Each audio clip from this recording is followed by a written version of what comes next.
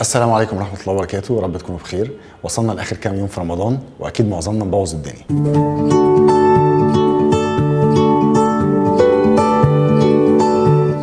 أنا جاي النهاردة بقى في الفيديو ده عشان أأنب ضميرك شوية، وهنتكلم على سعرات الحاجات بتاعة رمضان، وكمان بالمرة الحاجات بتاعة العيد. يعني هنتكلم بقى على سعرات الكنافة والقطايف والحاجات دي، وكمان هنتكلم على سعرات بتاعة الكحك والغريبه وكل الحاجات بتاعت العيد دي. بس قبل ما نتكلم على السعرات بتاعت الحاجات دي، خليني الاول اقول لك على سعرات شويه كم نوع كده من انواع الرياضه، تعرف هو في خلال الساعه بتحرق قد ايه من السعرات، عشان وانت بتاكل حاجه تبقى ايه في متخيلتك كده تصور لان الحاجات دي بتحتاج قد ايه حرق. لو هنتكلم مثلا على رياضه المشي، فانت في خلال ساعه بتحرق حوالي من 300 ل 400 كالوري سعر. لو هنتكلم على الجري فانت بتحرق تقريبا حوالي 600 سعر.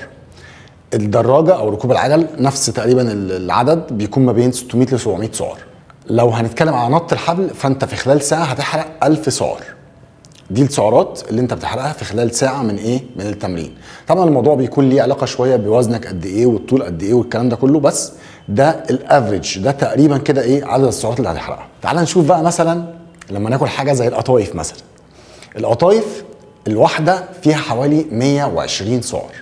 لو هنروح بقى للمكسرات زيادة شوية أو القطايف اللي هي بالنوتيلا، فأنت بتتكلم في 200 سعر في الواحدة بس. أنت متخيل 200 سعر في الواحدة؟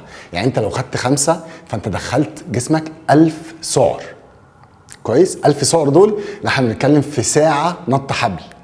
وبعدين في حاجة، أنت أصلا مفيش حد بيقعد ساعة ينط الحبل. أنت نط الحبل ده بيكون مع كذا تمرينه، فبيبقى مثلا 10 دقائق 5 دقائق. مفيش حد بيقعد ساعه لان هو مجهوده عالي، عشان كده بيحرق سعرات كتيره. انت لو شغال في سيرك مش هتقعد ساعه تنط الحبل. ده بالنسبه للقطايف. لو جينا مثلا بصينا على الكنافه اللي هي بالمانجا اللي طعمها جميل دي، قطعتين منها في حدود 250 جرام، دول بيعملوا حوالي 700 سعر او يمكن اكتر من 700 سعر. بنتكلم في افريج يعني تقريبا 700 سعر. يعني انت محتاج تجري بعدها تقريبا ساعه عشان تحرق اللي انت عملته ده. طبعا يعني انت لو بتجري على اكل عيشك مش هتجري ساعه. تمام؟ فدي بالنسبه للسعرات بتاعه الحاجات بتاعه رمضان.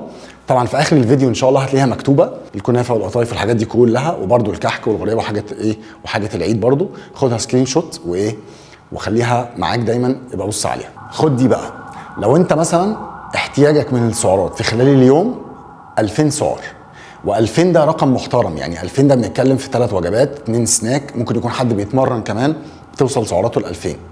كويس؟ بيتمرن مثلا وبيخسس او كده يعني. تخيل انت هتدخل قد ايه فوق ال 2000 دول من الحلويات. يعني احنا بنتكلم دلوقتي عدد السعرات اللي قلناها اللي هي من الحلويات، انت هتلاقي نفسك مثلا داخل في ال 2000 2000 ونص. ده حلويات بس. لسه بقى ما اتكلمناش ان انت فطرت، لسه ما اتسحرتش، لسه ما خدتش عصاير. كويس؟ فانت هتلاقي نفسك مزود على ال 2000 بتوعك دول 2000 زيهم او 3000 كمان سعر. يعني انت وصلت لحوالي 4000 سعر في اليوم. انا عايز اقول لك ان دي سعرات ملاكم. يعني الملاكم ده بيكون بيتمرن مرتين في اليوم وبيعمل بالك معين وبيلعب بوزن معين ما ينفعش يقل عنه، ممكن يوصل ل 5 6000 سعر في اليوم. انت وصلت ل 5000 في اليوم من الاكل والحلويات. تخيل بقى ال 3000 سعر الزياده دول الجسم هيعمل فيهم ايه؟ طبعا هيخزن منهم جزء كبير جدا، كرش بقى وجناب وحوسه. طبعا بالنسبه للبنات ده مش كرش وجناب بس، انت في اير باجز بتطلع في كل حته. فنركز شويه في اكلنا كفايه، ونراجع نفسنا كده قبل ما ناكل حاجه. وطبعا الجماعه بتوع احنا هنبدا بعد رمضان او هنبدا بعد العيد، هم بتوع احنا هنبدا جيم يوم السبت. فلا، حاول تبدا بدري وانت بتاكل حاجه كده تبقى عارف سعراتك قد ايه. اشوفكم على خير ان شاء الله، واتمنى تكونوا استفدتوا.